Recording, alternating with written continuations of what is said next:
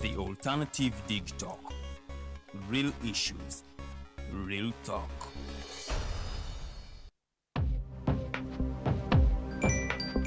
But at the church, though. Tawali man, what's up? Man, can you imagine people just dump everywhere? Someone drinks water and throws the bottle wherever. Come on, Rogers. What else do you expect people to do with an empty bottle? Simanye now, Recorder. Did you know that plastics take at least 450 years to decompose? What? That's a long time. Exactly. Because plastics are made out of a lightweight and flexible material that doesn't decompose easily.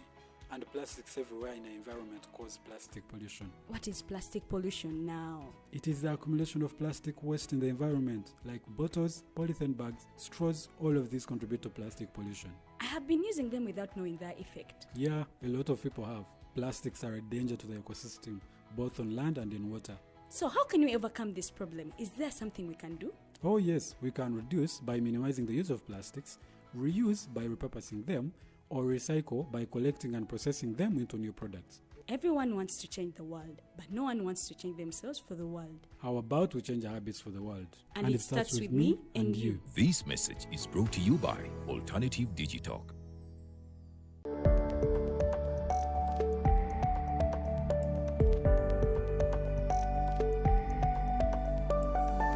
The Alternative Digitalk. Real issues, real talk.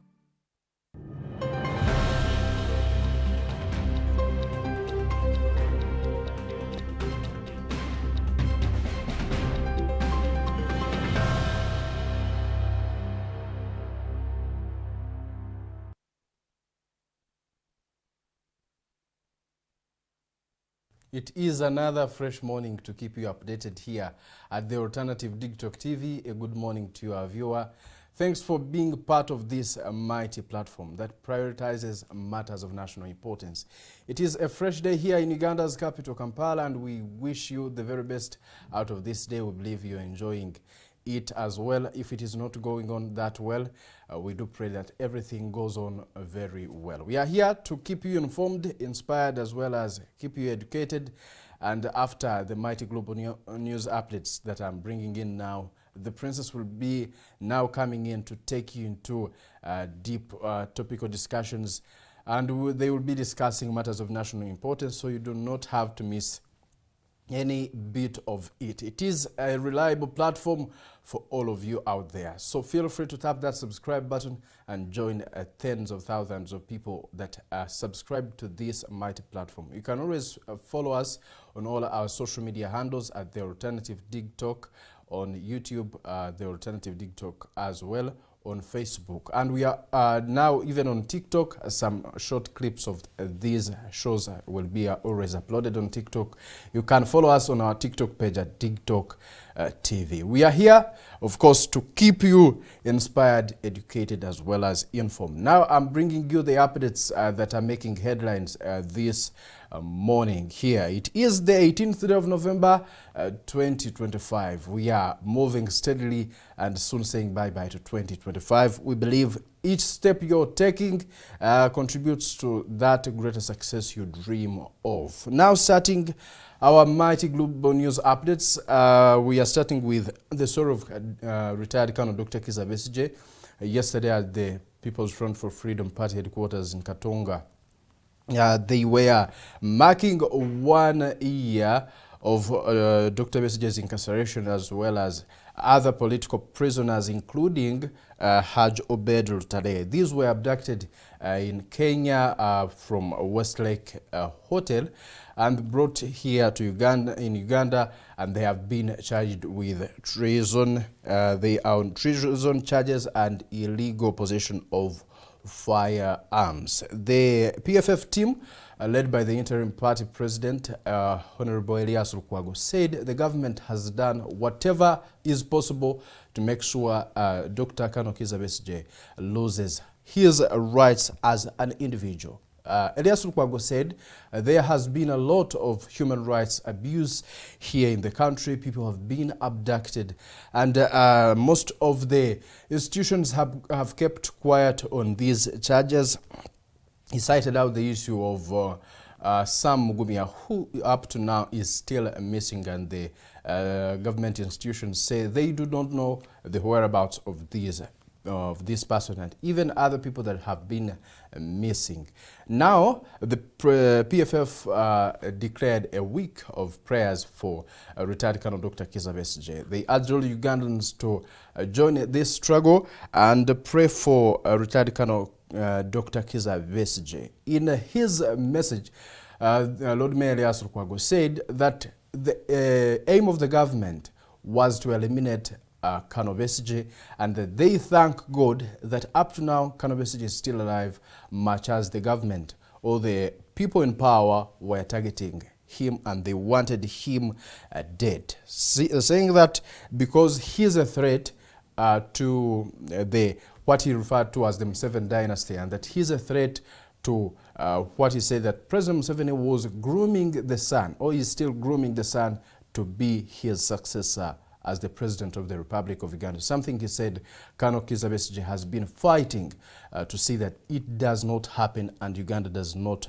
become a monarchy, in his words, Elias Lukwago. Now, of course, several human rights organizations came in and condemned the acts of the detention of these two and other political prisoners.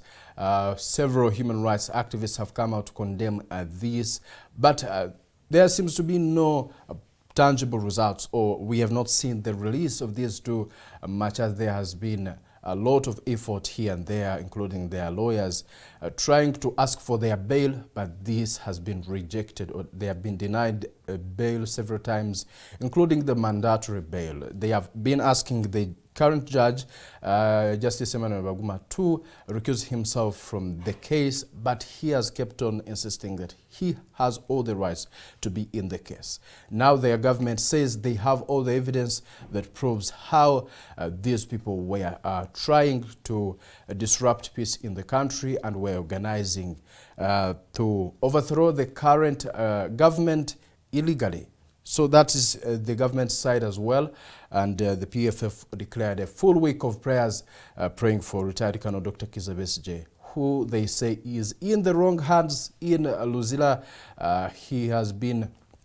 His health has been deteriorating each passing day, and that the government has kept a deaf ear on making sure these people receive their rights. Lord Mayor Elias Lukwago and other party officials said it is time for other human rights organizations to come in, including the International Criminal Court, to put this government to account for all the atrocities in his message, what he referred to as the atrocities committed by the ruling government, the NRM government, saying that the ICC should intervene and help.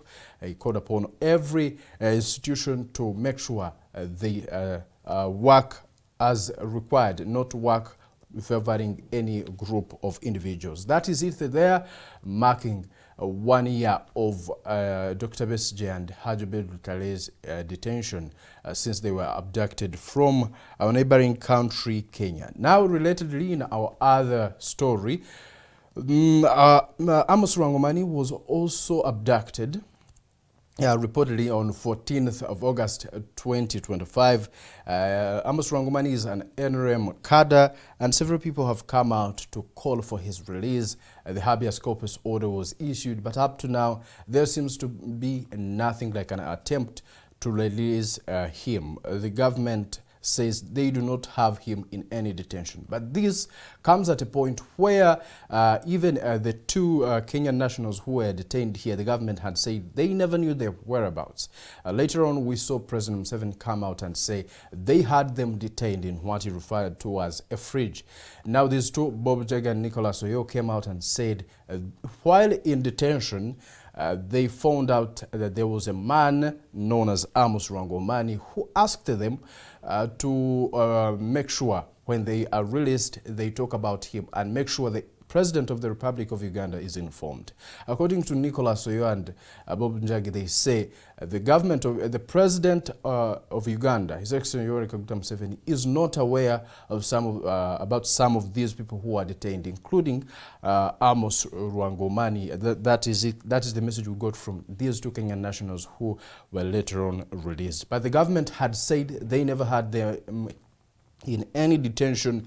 Now President Museveni came out and said the opposite, saying that they had detained them after learning that they were trying to train Ugandans and the NUP team on how to riot. He referred to them as experts in conducting riots and that they were trying to make sure that they disrupt peace in the country Uganda, which the NRM government says they are not ready to tolerate. Now that is it. Amos Rwangomani as well has been missing since 14th of August 2025 and is said to have been abducted from Mulago Business Center. This message by the SFC officials, as the wife Claire Tekateka explained that the people who took him were in the SFC uniform, and no official communication despite effort by the family and friends.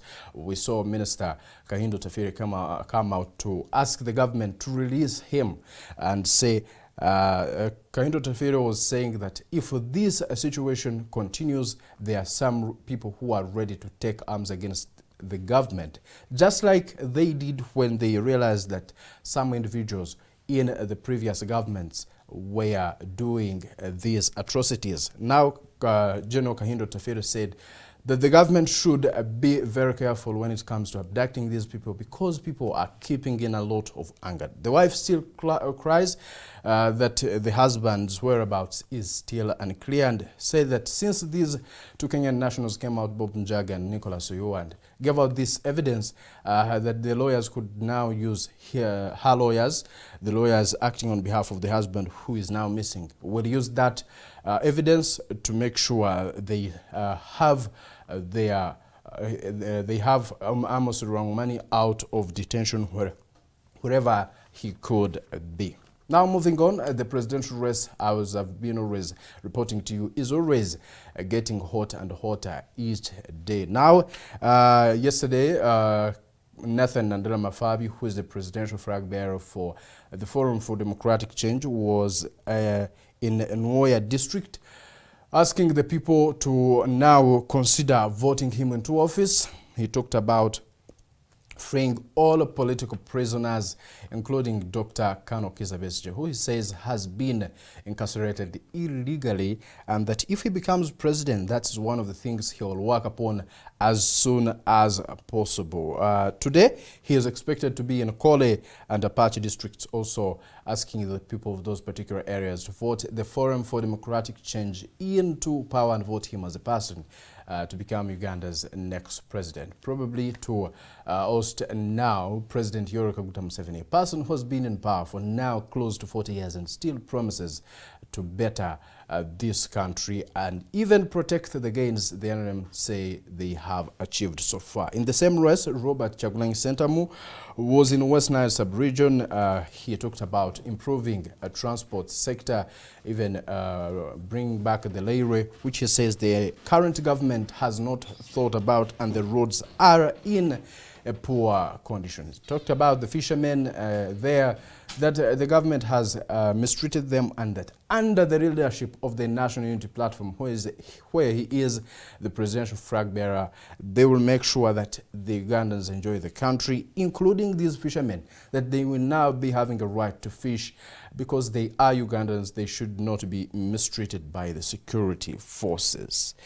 Relatedly, Robert Kasibante, who is also among the 8 men in the presidential race of the Republic of Uganda, was also yesterday in Serere and Katakwi. He talked about improving the housing of those particular areas, saying that people are living in a sorry state and that it is the role of the government to make sure these people live in modern homes, at least they have where to stay. He talks about improving their agriculture to make sure the people of Uganda and these earlier areas also get to have something to put in their pockets, that is to get some money out of their agriculture they practice, saying that if the government does not intervene and bring in markets for their goods and support them even by giving out some support like giving them seedlings, these people will still lag behind. Now he promised that everything will be better in his leadership. That is Robert Kasivante for you. Now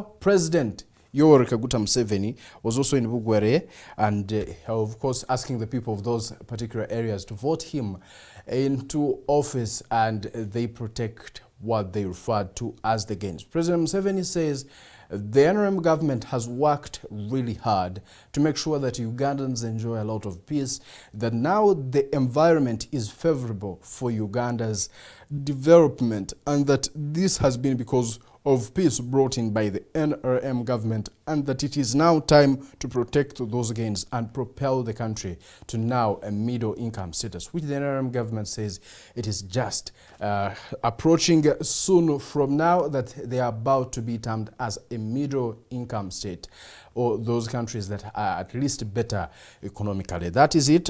President Museveni says he is ready, and the NRM government is ready to make sure they protect the gains and even contribute more towards the development of the Republic of Uganda, regardless of the criticism from other opposition leaders coming in, as I've told you previously, about the people in the race. 8 of them in the race, but 1 will come out successful and become the president of the Republic of Uganda. Now, in our international news, the special tribunal was set to now hear charges against the former Prime Minister of Bangladesh, Sheikh Hasina. Now, this special tribunal found out that Sheikh Hasina was guilty of crimes against humanity. The tribunal found she was responsible for ordering a violent crackdown on student protests last year,